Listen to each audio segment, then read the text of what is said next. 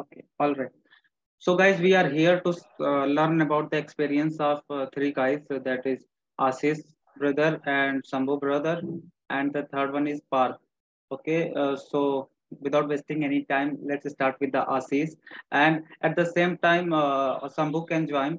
Shambhu can speak in between. Okay. Okay, okay, If the fine. if the question is common, then you should also speak how you answered the questions. Okay. All right. Okay, okay. Okay. So, Ashish, you can go ahead. Yes. Okay, when I joined the meeting, the first thing he asked, what is your name? Then I told my name, and then he asked, what's your father working? And what's your brother? Is there any brother or siblings? Siblings, he asked about the siblings, and I told them, means where he is working and all. Then he asked me, where you stay, Karve, he asked, and I told that I am staying in Bangalore. And where you did the completed the graduation percentage, both he asked. Then also he asked what is the PCM percentage in the second in the POC. That also I told. Then he asked about my gap, why I took the gap of 2 years. Then I also told that.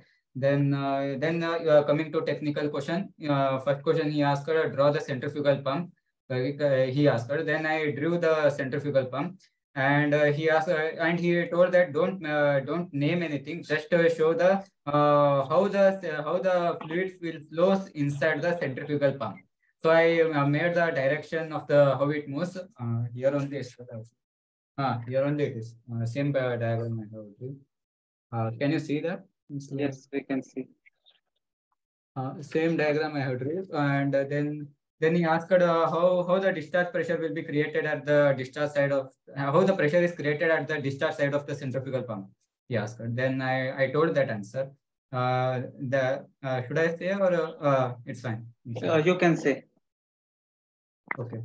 I told that when the impeller will start the rotating, there will be the negative pressure will be created at the eye of an impeller. Because of that, the pump will suck the water from the sump, and the water will flows into the impeller. Through the impeller, it will come out through the guide vanes, and when it come out through the guide vanes, the volume casing is designed in such a way that there will be increasing the volume at the discharge side of the pump. So impeller will exert the high kinetic energy on the fluid, and this eventually kinetic energy will be transformed into the potential energy through the casing, and because of that there will be a discharge pressure will be created at the discharge pressure. The pressure is created in the discharge side of the centrifugal pump. This is the answer which I gave.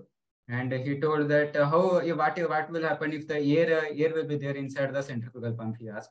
Then I told that if there is a air in a centrifugal pump, imagine the water in terms like a blocks of the blocks, which Apprentice sir has explained in a DMS package.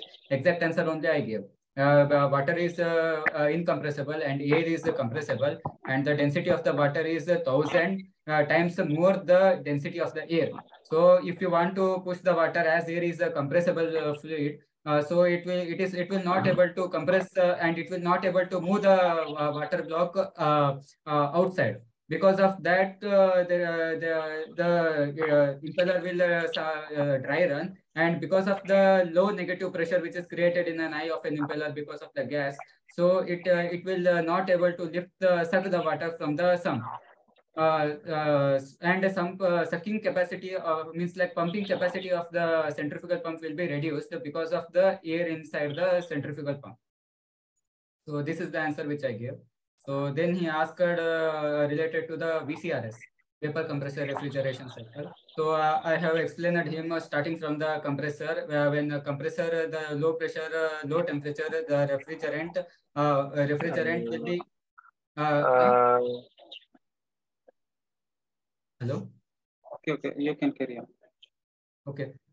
Compressor, I told from the compressor, the low pressure, low temperature vapor refrigerant is compressed in a compressor isentropically to the high pressure, high temperature superheated vapor. So from that, the high pressure, high temperature superheated vapor will enter into the condenser. In the condenser, the actually. Hello. Okay. Actually, the high pressure, high temperature superheated vapor will goes through the condenser. Actually, I wanted to tell that there will be a latent here because of latent heat. Vapor will be converted into liquid, but I forgotten and told that. I only told that the superheated vapor refrigerant will be converted to the saturated liquid isobarically, and high temperature refrigerant is converted into the low temperature saturated liquid. Then it will enters through the dryer. In the dryer there will be a silica gel which will absorbs the moisture, and then then the refrigerant is transferred through the thermostatic expansion valve. In that the pressure and there will pressure and temperature will reduce, and it will enter into the evaporator. In the evaporator, the cooling effect in the refrigerated space will be taken place, and there will be a latent heat of vaporization will takes place in the evaporator. Because of that, the saturated liquid refrigerant will be transferred. Low pressure, low temperature saturated liquid refrigerant will be converted to the converted to the vapor. Then it will be sensed by the sensing bulb. Sensing bulb, by sensing the refrigerant coming from the evaporator, it will control the flow of the refrigerant through the capillary action, through the which is entering into the evaporator. So this much I told VCRS. And the next question he asked is, what is the temperature of evaporator in a domestic refrigerant? I told that ideally it should be 18 to 20 degrees Celsius, minus 18 to minus 20 degrees Celsius, but it will depends also upon the type of refrigerant which we use in an evaporator. It will depends on that also. So I told this answer. Then he's gone to the next question. What are Faraday's law? I told that change in magnetic field linked with a circuit changes, EMF will be induced. That is the first law of an Faraday's. Then the second law states that induced EMF is directly proportional to the rate of change of magnetic flux. So these are the two Faraday's laws which I told. Then he asked about the strength and weakness. I told that I was the captain of the captain in our college cricket team. So I know that I know how to use the communication skill, how to communicate with the people and interact with people in a better manner. Then I was also the member of the EWB, which is an engineers without borders. So we used to conduct the projects and organize the function. And I told what the Praneeth sir has told in before my mock interview, that you have to tell I organized the so many functions and completed the project always in time. I hate doing I hate to listen that if someone tells that I am not doing my work properly, and I am not punctual about my work. So I hate I never listened to anyone from the organizers that related to my work, that I didn't do my work properly, or I didn't submitted my projects in time. So I think that attitude will help in a merchant navy merchant navy, so that whatever the expectation will be there from the seniors, I can do the justice for the expectation from third engineer, second engineer, and chief engineer. So the exact answer which I told, same answer I have told in the interview. So I think that is also added so much. In a case of weakness, what you told? In the case of weakness, I told that I am very weak in English, and I am lagging in my English language. So I am joined the spoken English class, and I am working on. I am confident that in some couple of days I will be I will be very strong in my English. It's like that only something I told. That time it came proper, but now again I'm lagging. Yes. So then he told that thank you Ashish, congratulations, you are selected, all the best for interview. That's it. You didn't told, sir. I am not believing this. Tell me why you are selected. Because you were so No. nervous at that time before interview. Yeah, we had seen your No. all. Mm. Yeah, in interview time, I meant the heartbeat was rising fast. I have to accept it, but I always in expressing in the face, I always kept like some smile, and I remain I means like I express it to be the calm, but अंदर से फट रही थी वैसे. Very nice, very nice. It was nice to hear about it, your experience. And lastly, is your father happy to send you in Merchant Navy? That also he asked. I told that yeah, he will be more happier because he always wanted to me he always wanted me to do something very different from the rest of the people who are doing from at the same age. So he will be very happy to send me the. Shambhu has also joined, and I Okay. think Parth has also joined. Since Parth, Shambhu, you also do a job. No, bro. Actually, I am not doing a job. I passed out my Okay. BTech in 2022. Okay, so Parth is having some sort of time issues. Parth is there? No, he's not. Yeah, I am here. Okay, okay. So if you are having the sort of time, you can start now and end up then after you can do your work. Sure, I'll start. Okay.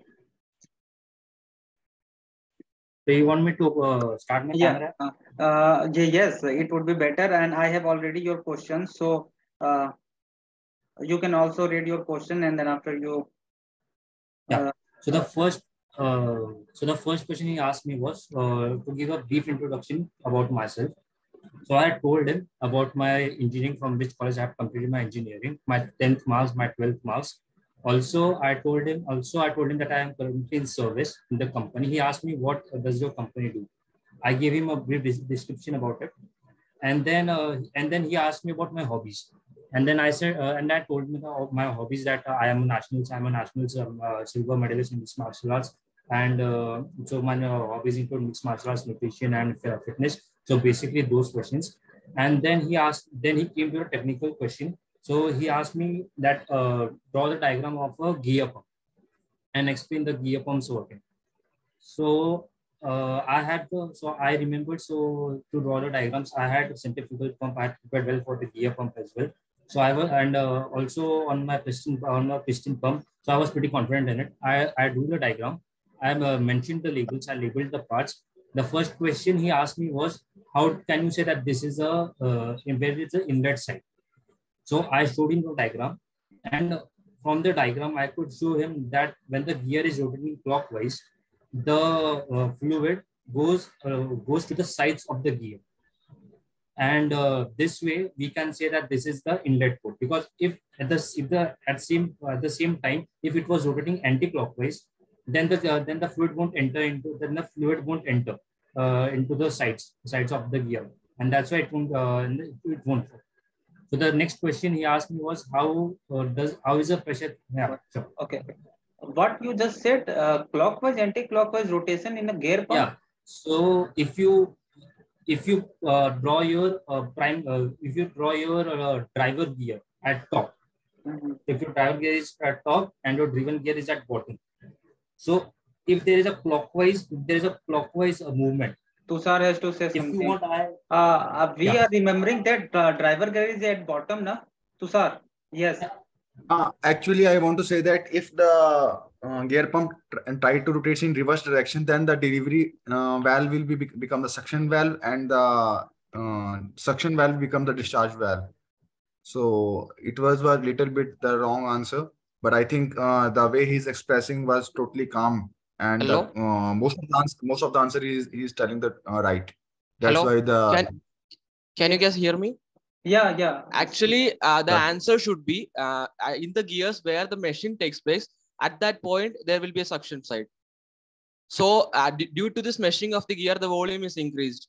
So at that point, volume increases, so pressure will be reduced. So that will be the suction side. The Parth was mostly accurate. Most of the 90% he is accurate.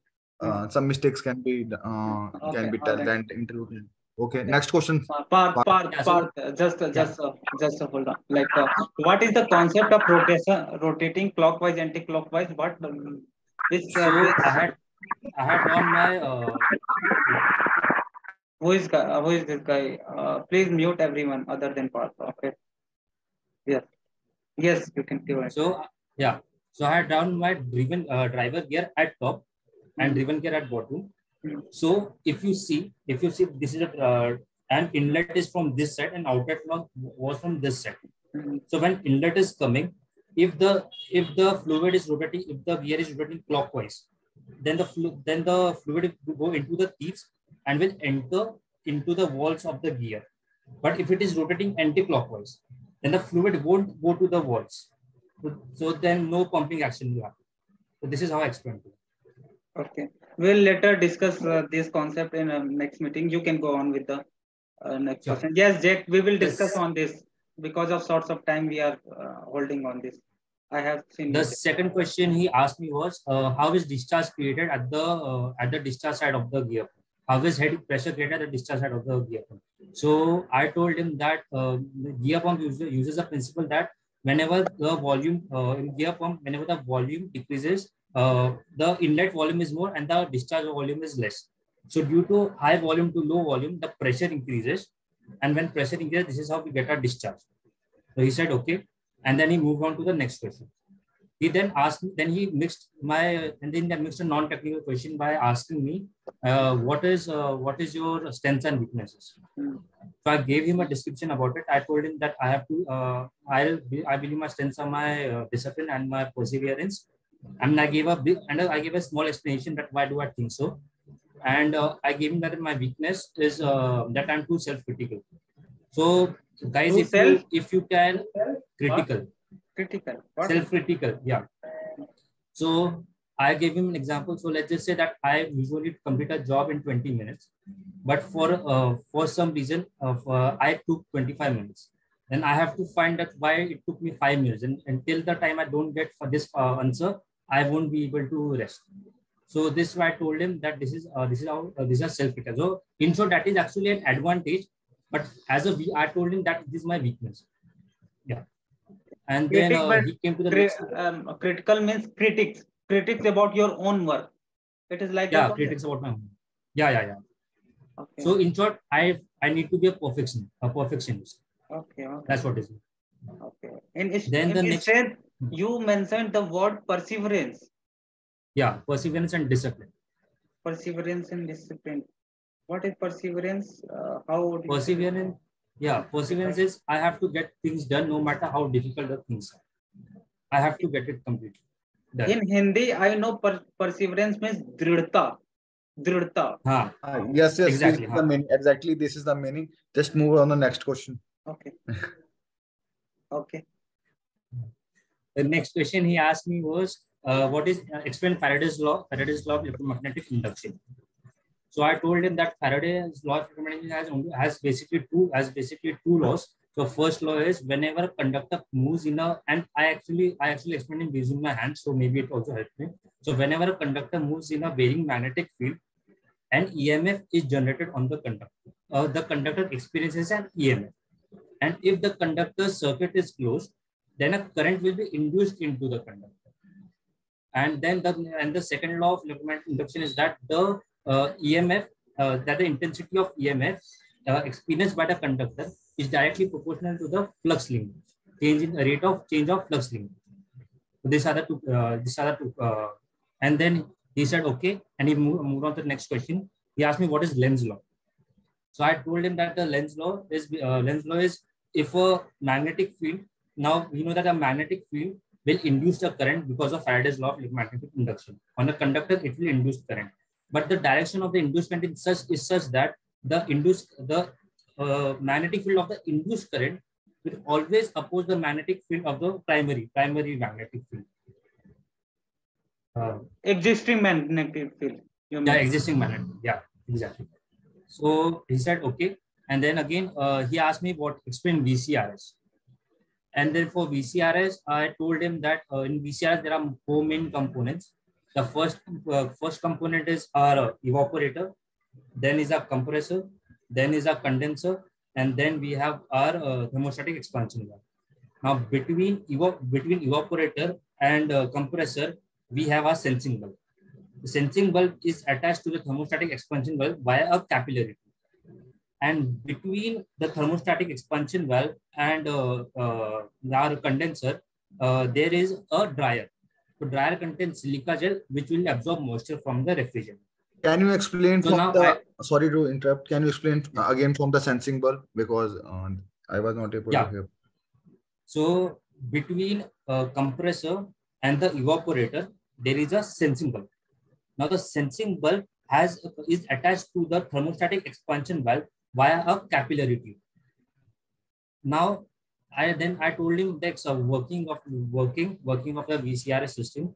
So the refrigerant that exists the evaporator, we have 5 to 8 degrees of superheat. And we do this so that the liquid does not get into the compressor, and as liquid is incompressible, it will damage the compressor. And then I explained about how the sensing bulb works. So basically the sensing bulb works, the working of sensing bulb is such that if there is more superheat, then the sensing bulb also has a refrigerant in it. So this refrigerant will boil, and through capillary, and then the pressure increases. And through the capillary tube, the pressure is supplied to the thermostatic expansion valve. And this pushes the thermostatic expansion valve downwards, and more refrigerant comes in.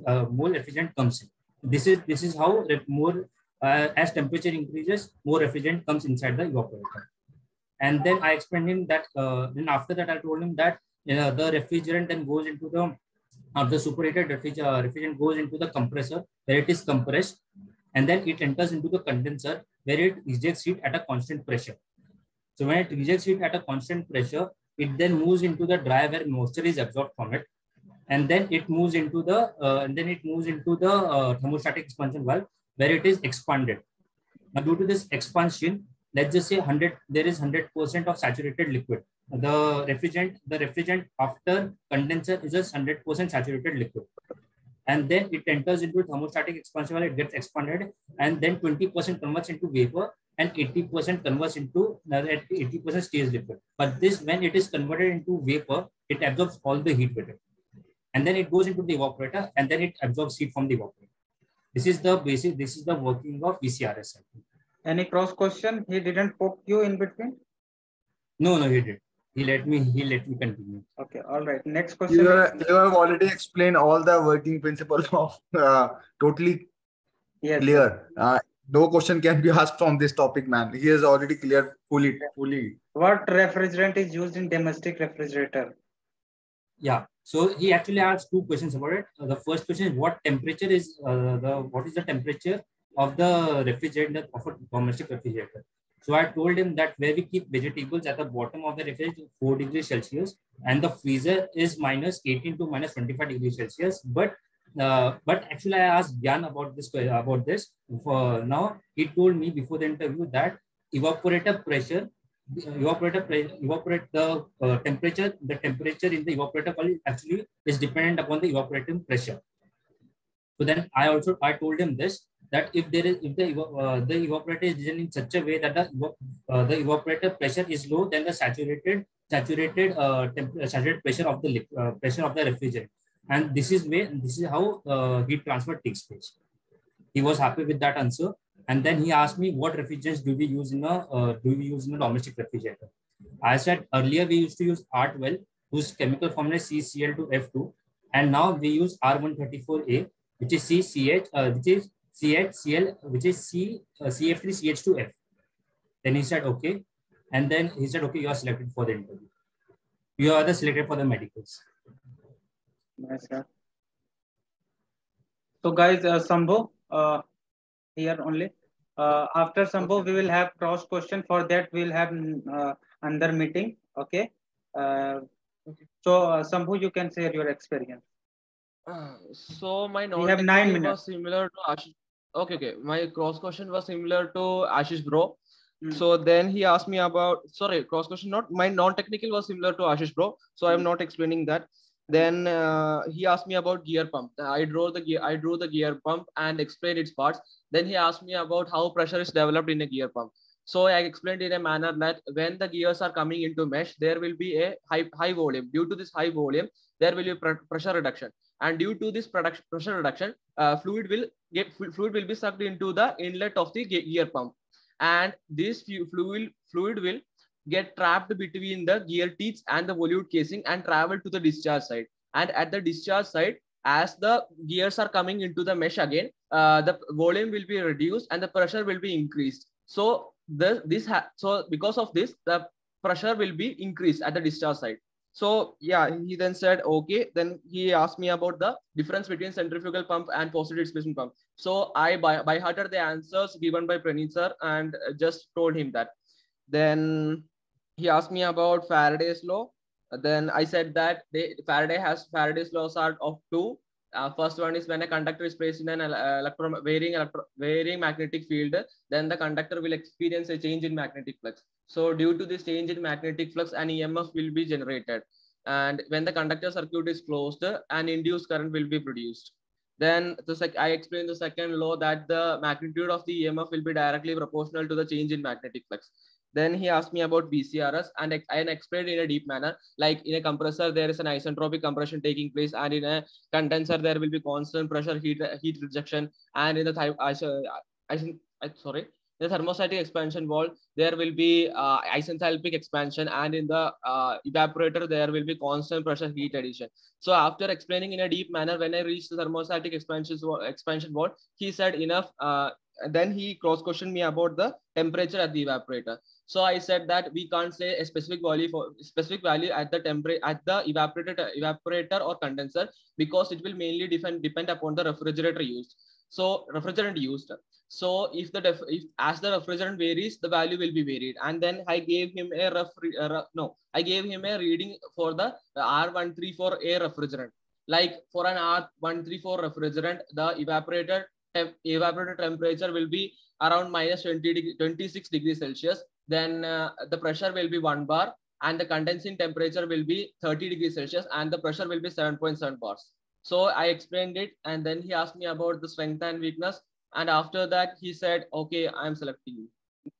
For R134A, evaporator coil temperature is minus 26 degrees Celsius and pressure is 1 bar. 1 bar. And condenser temperature is 30 degrees Celsius and pressure is 7.7 bars. 7.7 bar. Okay, all right. This was only. Okay. Yeah, this much. Okay. So, Parth, please, are you there? I have one first question for you.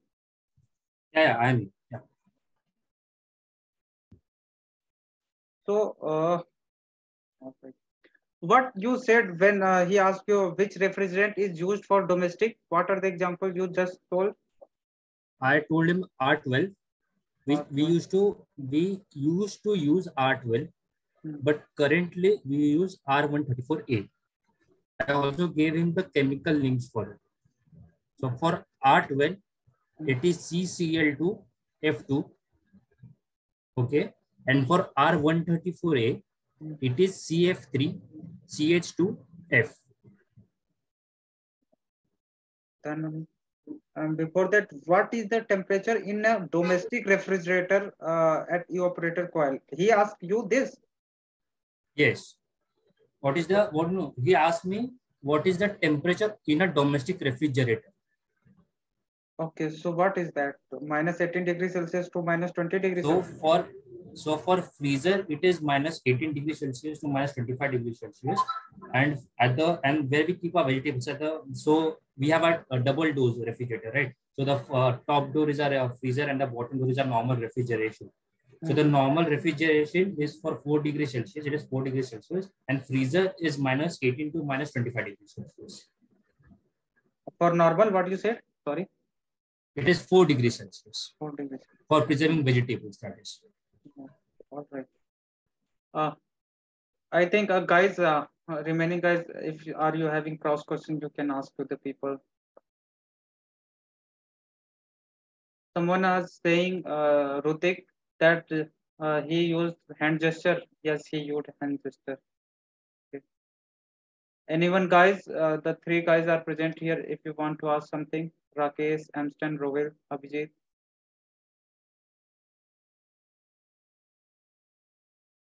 Okay, I will ask. Guys, what are the three? Okay, Rutik, hand. Yes, Rutik, you can ask. Actually, I want to ask one thing that what is the temperature at evaporator and refrigerator? I know I want to know the exact values. For domestic refrigerator, he told in a case of freezer, it's minus 18 degrees Celsius to minus 20 degrees Celsius. For normal, where we put vegetable and all the things, it is 4 degrees Celsius. And in a case of generally for 134A refrigerant, it is minus 20 degrees Celsius at the evaporator coil. Not talking about domestic, it's all refrigeration system, minus 20 degrees Celsius at evaporator coil, and pressure 1 bar, and the condenser coil, it is 30 degrees Celsius at pressure 7.7 bar. Yes, Ritik. Okay, thank you. Also, again, the thing that you have wrote right now, can you share that? What? Wrote? You have write something. Huh? I have written the data exactly. and the data and the description. I will put in the description while writing their thing. Okay. Okay. That would be better. Yeah. Yes, that's why I have written. And guys, Ashish, Parth, and Tushar, if any tips you want to you people want to give us who are going to appear, what are that? Just to be confident enough. Confidence from as I see that from the previous experience, and these two candidates are totally confident, and they deliver the topic in a totally and they're trying to explain properly. In this sector, I am very much lacking behind that. Every time, sometimes interviewer ask me what this happened, why this happened. Practice will, practice will make practice. We have to make a practice, but these guys totally explain, and the interview was easy, but the explanation they give is very good. That's why I think they got selected, and the confidence I see in the Parth is very good. Parth, what do you want to say? So I will say that a day before your interview, just take some time, take an hour or two, wear the formal attire that you will be wearing during your interview. Go on Google Meet, look at yourself while you are delivering the answers. Go to any interview questions that we have available on Merchant Navy Decoded website on Instagram, and then answer it to yourself. So that way you'll get customized to how you are speaking. So that shock nahi aata, wo shock nahi. I totally agree with you. And Shambhu, brother? So the first thing should be, you should be confident with your answers, and then you should do maximum mock interviews. So prepare the answers according to the interviewer. Like Brazanga Sir was asking these mainly questions like centrifugal pump, rotary pump. So these answers should be like by hearted by you. So you, as he asked, you will be able to definitely give it in a